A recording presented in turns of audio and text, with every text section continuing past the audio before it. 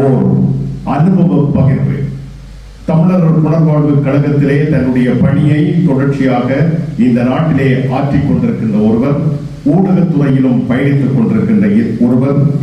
எப்பொழுதும் அவரை இது போன்ற நிகழ்வுகளில் நாங்கள் காணக்கூடியதாக இருக்கும். தமிழ் சார்ந்தும் ஊடக விடயங்கள் சார்ந்தும் மிக ஆழமாக தன்னுடைய பங்களிப்பை வழங்கி வருகின்ற அருள்மொழி தேவன் அவர்களை வருகை தருமாறு அன்போடு அளிக்கின்றோம். நன்றி ராஜாண்ணா. தங்கச்சி, உங்களுக்கு நாங்கள் தலைவர்கள். உண்மையில் சதீஷனுடைய வாழ்க்கை அவரை போல் இன்னும் வாடிக்கொண்டிருக்கின்றவர்களுடைய அந்த விடுதலைக்காக நாங்கள் எல்லோரும் குரல் கொடுக்க வேண்டும். இந்த நேரத்தில் நான் என்ன பேசப் போகின்றேன் என்று நீங்கள் நினைக்கலாம்.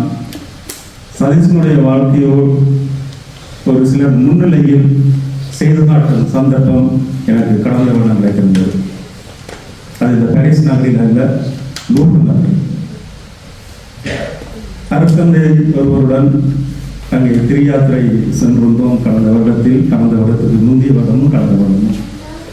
அப்படி சென்ற பொழுது அங்கே ஒரு லூர்து நகரில் இருந்து ஒரு 25 கிலோமீட்டர் தாண்டிய பிரதேசத்தில், பிரெஞ்சு மக்கள் வாழ்கின்ற பிரதேசத்தில் எங்களுடைய வைகளை சொல்கின்ற கலை நிகழ்வுகள் செய்ய வேண்டிய ஒரு சந்தர்ப்பம் கிடைத்திருந்தது. அதற்கு ஒரு நாடகமும் அங்கே அரங்கேற்றப்பட்டிருந்தது, ஒரு 25 நிமிடங்கள். அதற்காக 2 நாட்களுக்கு முன்பதாக பராண்ணா என்னிடம் கேட்டிருந்தார். இங்கே எங்கேசும் இருக்கின்றார்கள், அவர்கள் கேட்டிருந்தார்கள், இப்படியான ஒரு கதாபாத்திரம் உங்களால் முடியுமா? அந்த கதாபாத்திரத்துக்கு உரியவரை நான் கேள்விப்பட்டிருக்கின்றேன். அந்த சம்பவத்திற்கு சில மாதங்களுக்கு முன்பு தான் அவரை நான் சந்தித்திருக்கின்றேன். ஆனால் அந்த விடயம் எனக்கு முற்றுமுதாக தெரியாது. நான் சரியென்று சொல்லிவிட்டேன். அதற்கு பின்பதாக நான் சதீஷை சந்தித்திருந்தேன். அதாவது அந்த கதாபாத்திரத்தை நான் செய்ய வேண்டும் என்று சொன்னால் சதீஷிடம் விவரங்கள் நான் எடுக்க வேண்டும். அப்பொழுது அவர் சொல்லியிருந்தார், அந்த 16 வருடங்களில் தாங்கள் எப்படியெல்லாம் அனுபவங்களை சாதித்தோம், அதை நான் 20 நிமிடத்தில் அங்கே செய்து காட்ட வேண்டும். என்னோடு இன்னும் ஒரு சிலர் அங்கே நடத்தியிருந்தார்கள், ஆனால் அவர்களை இங்கே காணவில்லை. அந்த நிகழ்வை முடித்து நான் இது முற்றுமுழுதாக மேடையில் நடந்த நிகழ்வு அல்ல, ஒரு மைதானத்தில் நிலத்தில் நடந்த நிகழ்வு.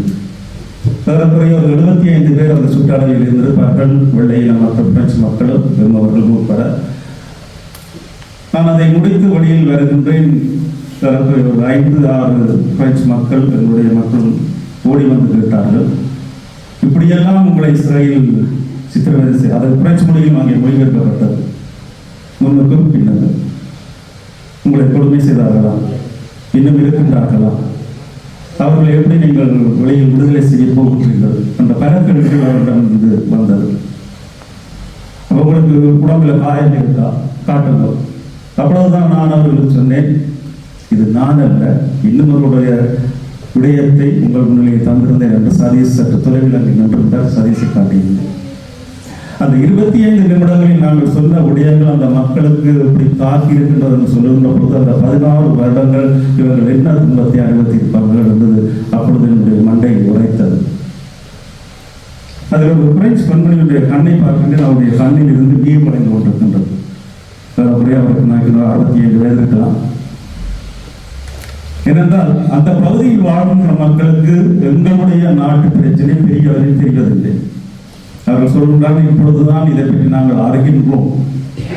ஸ்ரீலங்கா என்ற நாடு கூட அந்த பகுதியில் இருக்கின்ற பலருக்கு தெரியாமல் இருக்கின்றது. பிரியான அலைவுகள் நடந்தது, அதை கூடியவர்கள் அறியாமல் இருக்கின்றார்கள்.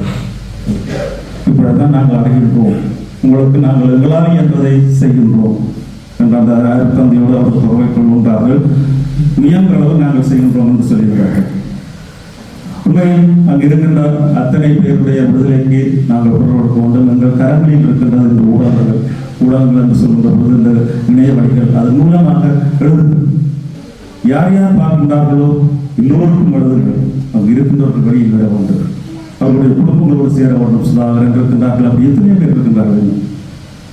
அவர்களுடைய குடும்பங்கள் எதிர்பார்த்து காத்திருக்கின்ற வாசனை அலைகின்றார்கள். ஆனால் நேற்று முகநூலில் ஒரு பதிவை பார்த்திருந்தேன். அது எவ்வளவுக்கு உண்மையை எனக்கு தெரியவில்லை. ஆனால் சதீஷிடம் கேட்டிருந்தேன், தானும் அறியவில்லை என்று சொல்லியிருந்தார். ஒரு நண்பர் ஒருவர் தான் 12 வருடங்கள் நாயகன் அதை பற்றி அறிந்து கொள்ள தெரியவில்லை, 12 வருடங்கள் சிறையிலிருந்து விடுதலையாகி இருக்கின்றேன், அரசுக்கு நன்றி என்று சொல்லி முகமொழியில் ஒரு பதிவு இருந்தது. இலங்கையில் ஒரு தொலைக்காட்சி அவரை சொல்லிக்கொண்டு போட்டிருந்தது, 2 நிமிடங்கள் மட்டும். அதை இப்பொழுது நான் தேடி பார்த்தேன், அதை நேற்று நான் மறந்து விட்டேன், தேடி பார்த்தேன், அதை பிடிக்க முடியவில்லை. அது உண்மையா பொய்யா எனக்கு தெரியவில்லை. நான் சதீஷிடம் கேட்டிருந்தேன், சதீஷ் நான் அப்படி அறியவில்லை என்று சொல்லியிருந்தார். பெரியவர்கள் விடுதலையாக வேண்டும், எங்களுடைய பொருட்கள் வைக்க வேண்டும், அந்த தங்கையினுடைய அவா தீர வேண்டும். இவரை போலதான் அந்த சுதாகரனுடைய பிள்ளையும் மனக்குமுறையில் வாழ்கின்றார்கள். இன்னும் நிறைய பேர் வாழ்ந்து கொண்டிருக்கின்றார்கள். சந்தர்ப்பத்துக்கு நன்றி. சதீஷுக்கு வாழ்த்துக்கள்.